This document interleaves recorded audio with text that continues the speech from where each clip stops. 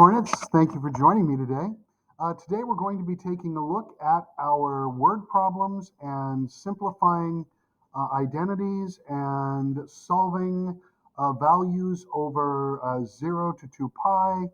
And we're also looking at, um, excuse me, and we're also looking at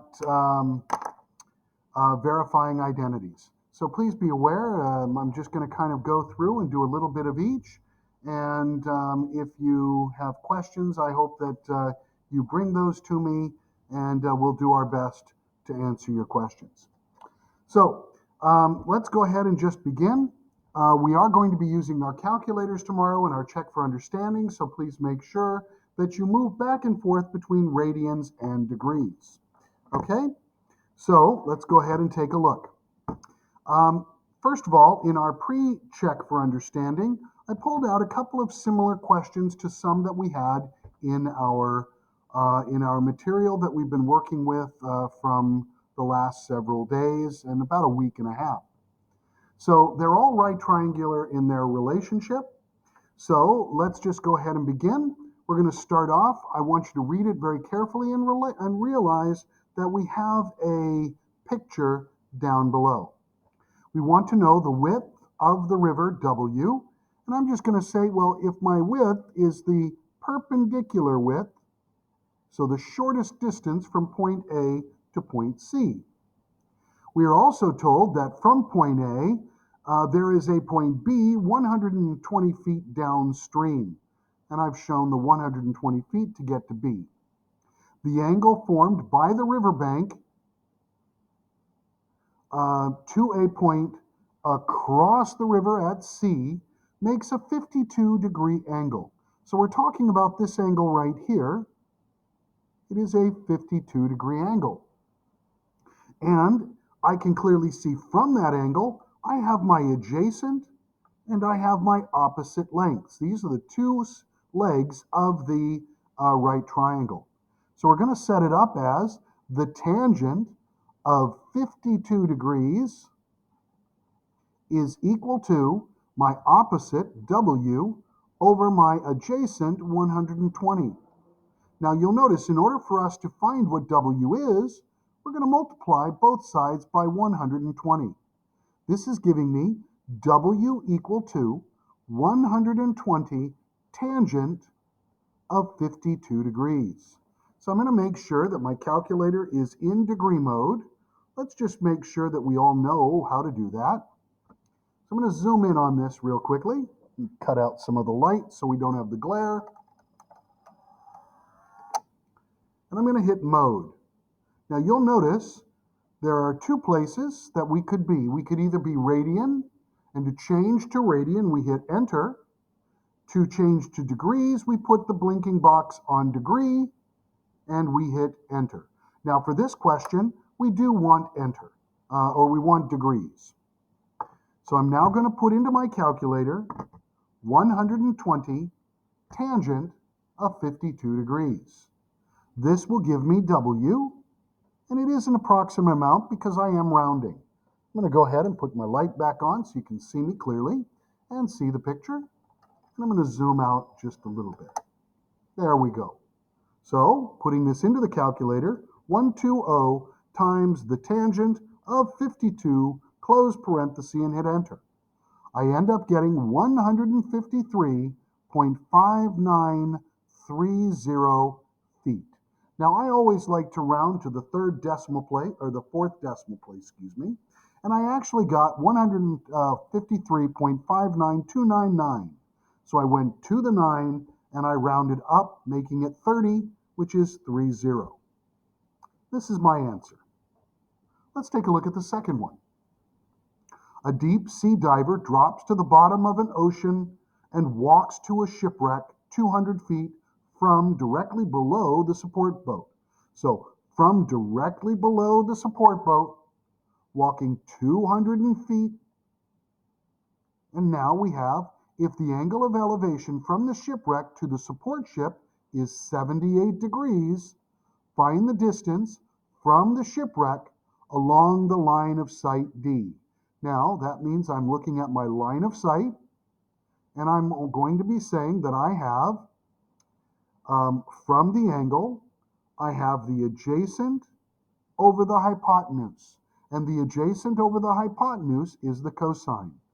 So the cosine of 78 degrees has to equal the adjacent 200 over the distance line of sight that we're looking for.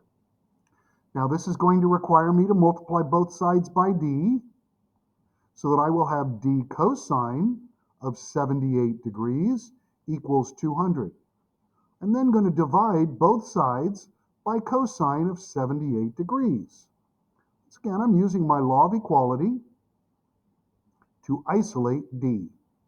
Now I have d equaling 200 divided by the cosine of 78 degrees. And we're going to put that into our calculator. So I take 200 divided by cosine 78 close parenthesis and hit enter.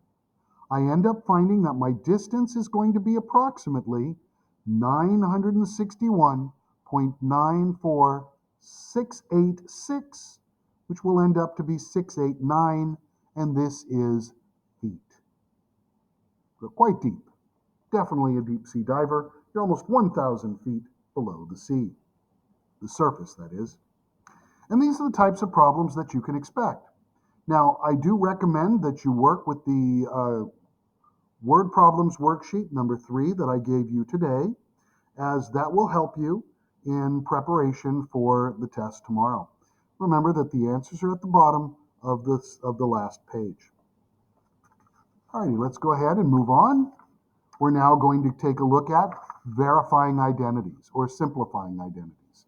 Now remember, verifying and simplifying are almost exactly the same. The only difference between the simplify is they're telling us exactly what to simplify it into. When we are verifying an identity, we're going to be trying to get the left to look like the right, and we're only allowed to work with the left, or we're going to try to get the right to look like the left, and we are only allowed to work with the right. Now, I do realize that some teachers will allow you to work concurrently on both sides until you find an equality. I am not one of those. So please remember, you're either working on the left or the right for your check for understanding. Simplifying, we're going to put it in terms of sine and cosine. So I already have sine here, so I'm going to change the cotangent, and I know that my identity for cotangent is cosine over sine. I now have cosine over sine times the sine, and I can clearly see that the sine over sine equals 1, leaving me with my answer. The cosine of x is what cotangent x times the sine of x simplifies into. And you'll notice it's pretty straightforward. Let's go ahead and go to number 2. Number 2, once again, I'm trying to either get into sine or cosine, and I see that cosine of beta has been given. So I'm going to go ahead and I'm going to change tangent so that I have cosine of beta times, and now I have sine of beta over cosine of beta. Notice I'm using my ratio identities for this, and I can now cancel out the cosine of beta, and I am left with the sine of beta. There went my lights, everybody. Gotta love this district. Let's take a look at number 3, secant alpha over cotangent alpha. So I'm going to separate it. I'm going to write it as the cosecant of alpha times 1 over the cotangent of alpha. Now remember, if you wish, you can always use divided by, and that will also work. Just remember, you would have divided by cotangent, and you'll have to replace it with something and take the reciprocal. Here, all I have to do is replace things.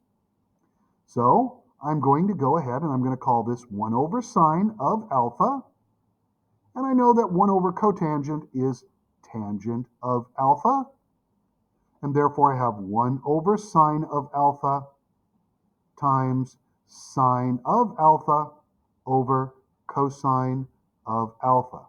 The sine of alphas cancel, and my answer is 1 over cosine of alpha. Let's take a look at the next one. Now notice this has a product, cotangent times the cosine. So let's take a look and see what it simplifies to.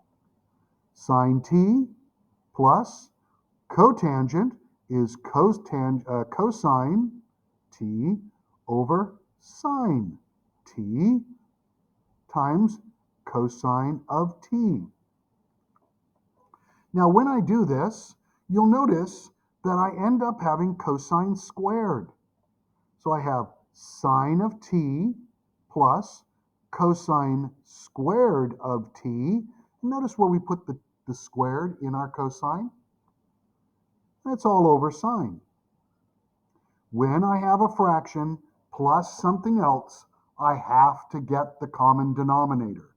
So I'm going to put my sine over 1, and I'm going to multiply by sine t over sine t.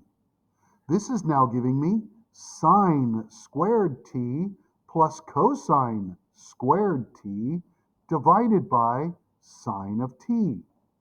Now we know that sine squared plus cosine squared is one of our Pythagorean identities, and it equals 1.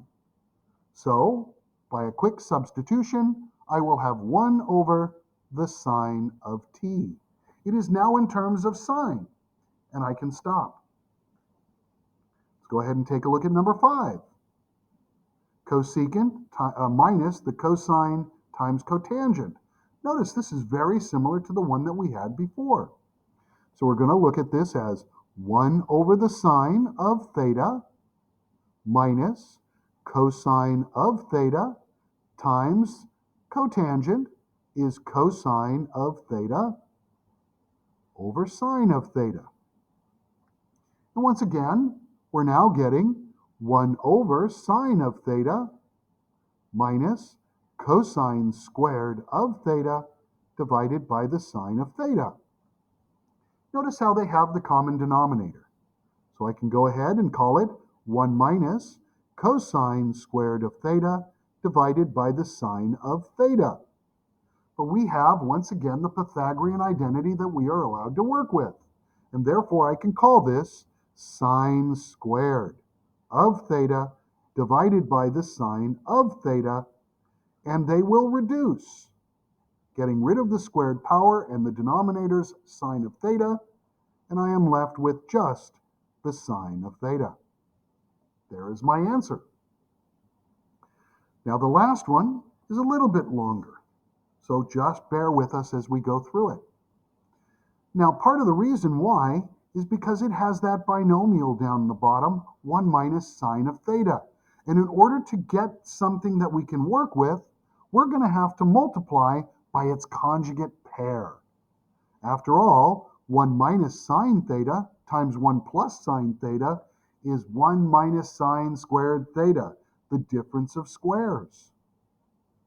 I'm going to call this the sine of theta over cosine of theta minus cosine of theta over 1 minus sine of theta, and I'm now multiplying by my equivalent form of 1.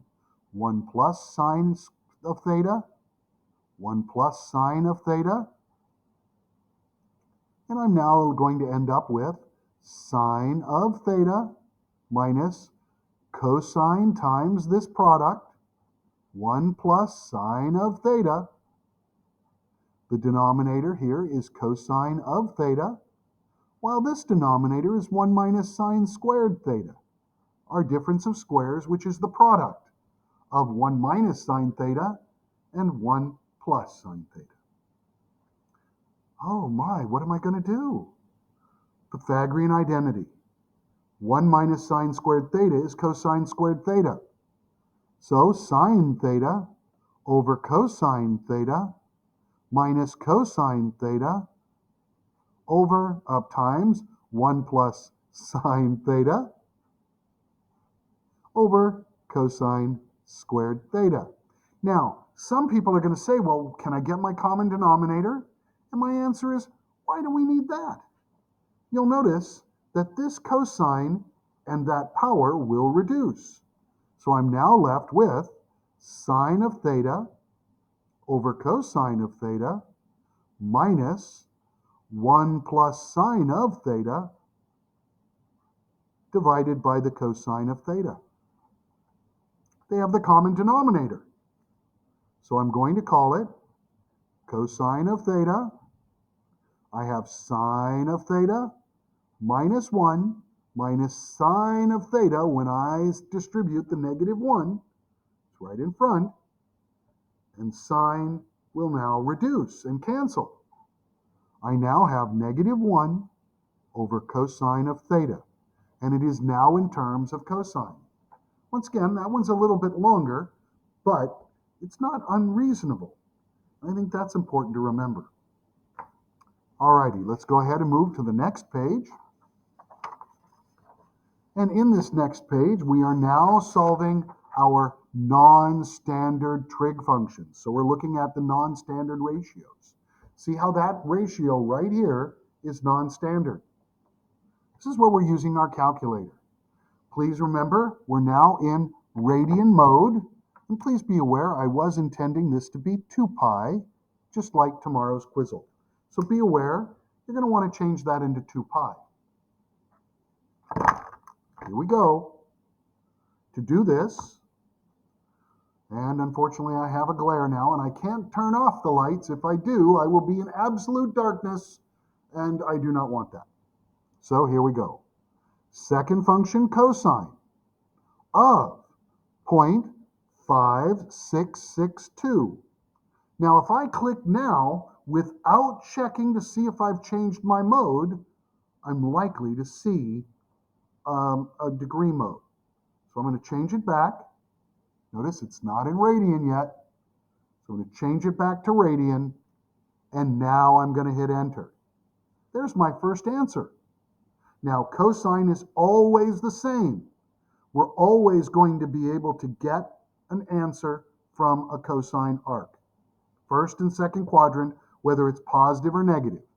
So I'm going to write this answer down. Theta 1 is approximately 0.9689. Now, cosine is always the same, so all I need to do is take 2 pi and subtract my answer. Now remember, to subtract the answer, you're going to hit second, followed by the negative sign. See how above it says A and S? Now hit enter. There is the second solution. So we're going to write down that second solution as theta 2. We end up getting approximately 5.3143. Once again, rounding to the 4th decimal place. Tangent is the next easiest one. Notice it's a positive tangent, and therefore it is in the first quadrant. Well, tangents always are a line that go through the origin and are separated by 180 degrees or pi. As a result, all I have to do is take my first answer and add pi. If I get a negative answer, I'm going to add pi, and then I will look again and add pi a second time. The first time is going to be in the second quadrant, and the next time is going to be in the 4th. In this case, the first answer we got, or we will get, here we go, second tangent, 6.5447, and I hit enter. There is my first answer. By simply adding pi, or 180 degrees if it's in degree mode, I will get my second answer in the 3rd quadrant. So our theta 1 is the first answer, 1.4192, and the second answer, once again, these are approximate values. Notice there are 2 ways to do approximate. I either have the 2 wavy lines, or I have a dot over the equal sign. Now my second answer was 4.5608. This brings us to sine. Sine is always the most difficult. Now, if I have a positive ratio, I know it's in the first quadrant, and I have to find it in the second quadrant. Now, what we have to remember is that in the first quadrant, theta is theta prime. That means that 1.4192 was a reference angle and 0.9689 was a reference angle. We're going to get another reference angle in number 3. Putting it into the calculator, and I'm looking at second function sine of 0.8119. Close parenthesis and hit enter. There's my first answer. Now we know in the second quadrant, to find our angle, we're going to have to subtract the reference angle from pi.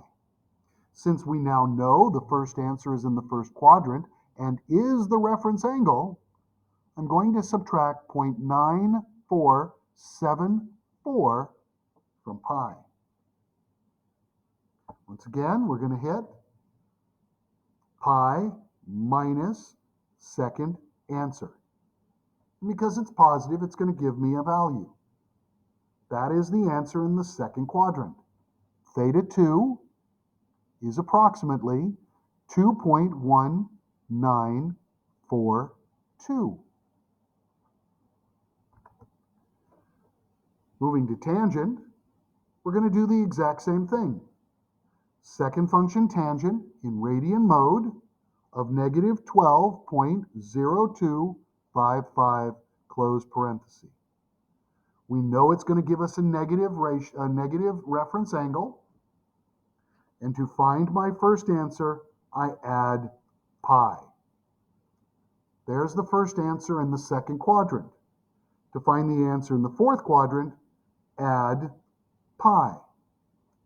We now see both answers, 1.6538 and 4.954. And I'm going to write these both down. Theta 1 is approximately 1.6538, and theta 2 is approximately 4.7954. Alrighty. Oh no, look at number 5. That's the worst one we could have. Oh dear. I'm trying to sound facetious, but I do want you to recognize the fear is in you. The problem itself is not going to be difficult.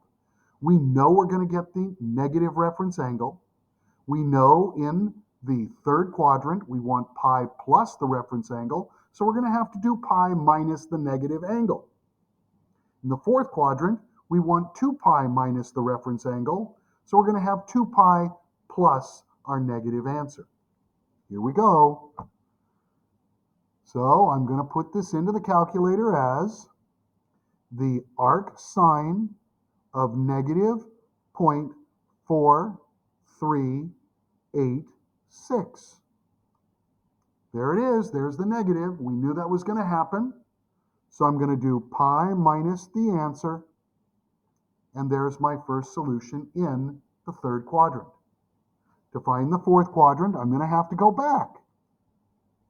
I'm going to hit enter, and I'm going to add 2 pi. I now have both answers.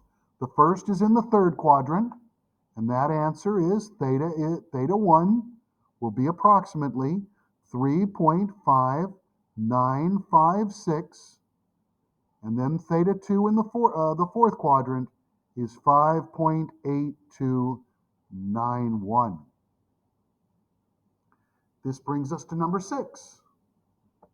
For number 6, what you have to remember is second function cosine, just like we did before, but we have this negative 0.2217. Now remember, cosine's our friend. All we have to do is add 2 pi. Okay, subtract 2 pi. Well, 2 pi minus this answer. So here we go.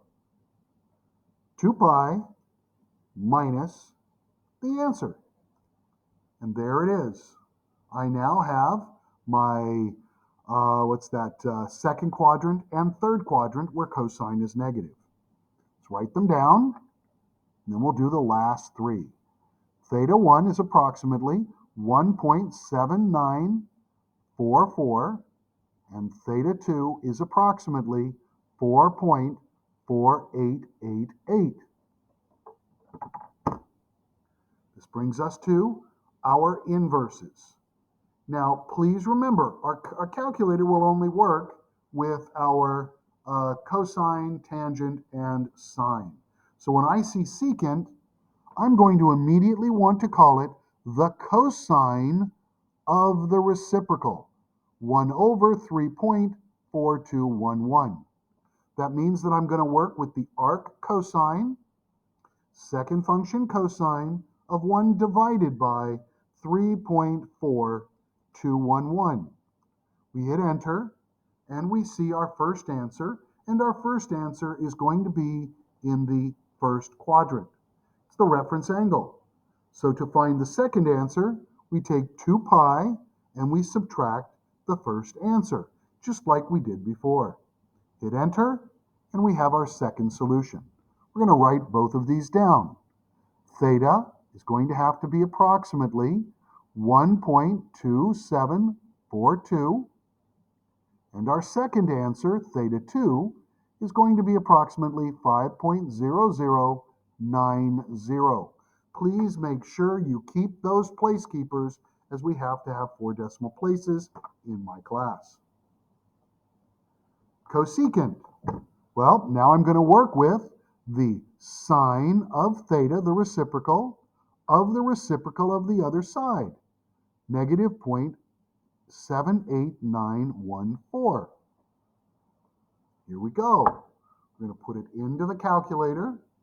Second function sine of 1 divided by negative 7.8914. Close parenthesis and hit enter. There's my first answer. Once again, it's a negative reference angle, so if I do pi minus that answer, I find the first and the third quadrant. To find the second, go back and get that answer again, and simply add 2 pi.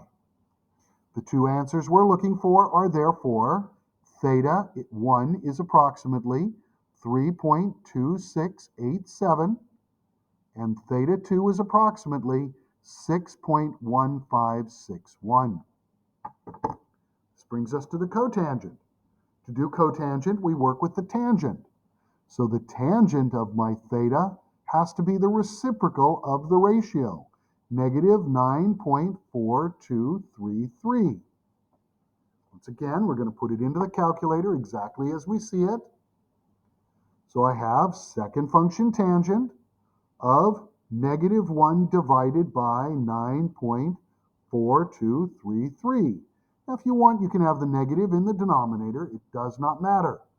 Because it's a negative ratio, we know we're going to get an answer that is the opposite of the reference angle.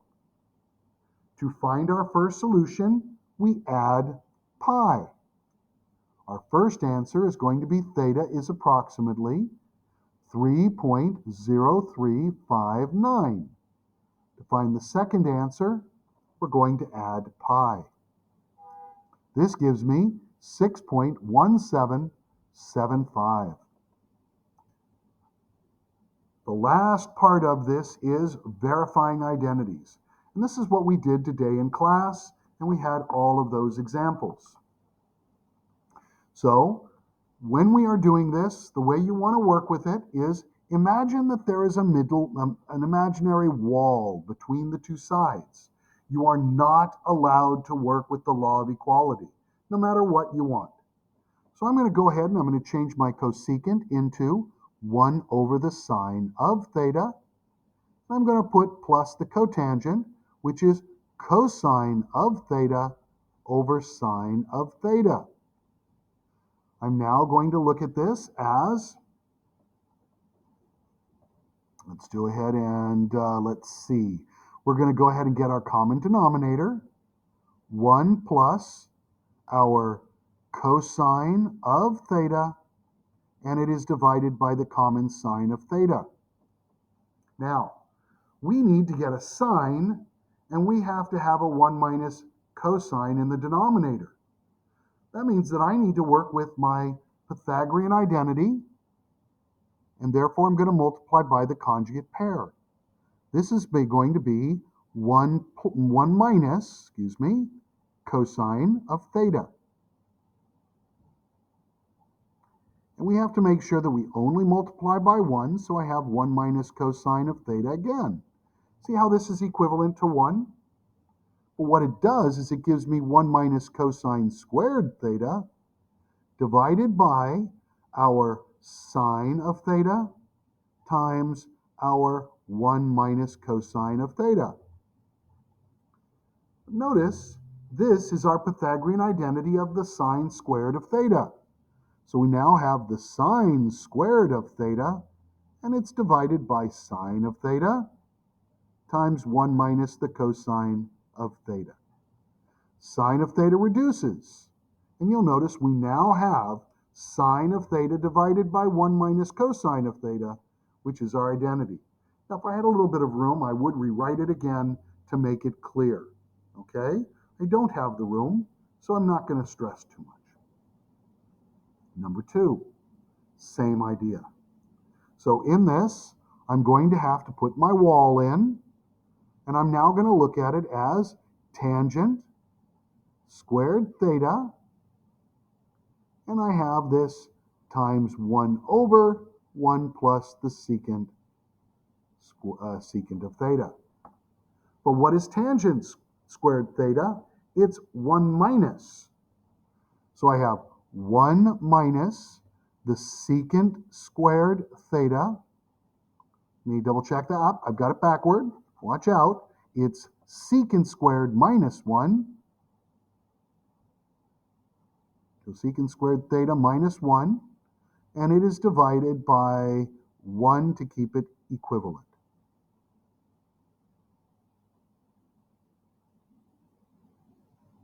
Alrighty. Next. Notice that this can factor and this can flip.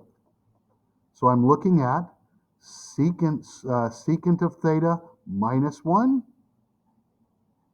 times secant of theta plus 1, and I'm looking at multiplying by 1 over, we're going to flip it, secant theta plus 1. This is by the, this is because of our factoring of our difference of squares. There we go. Now canceling them out, I'm going to have to go on to this, and I'm just going to go over here and continue. So what is secant of theta then?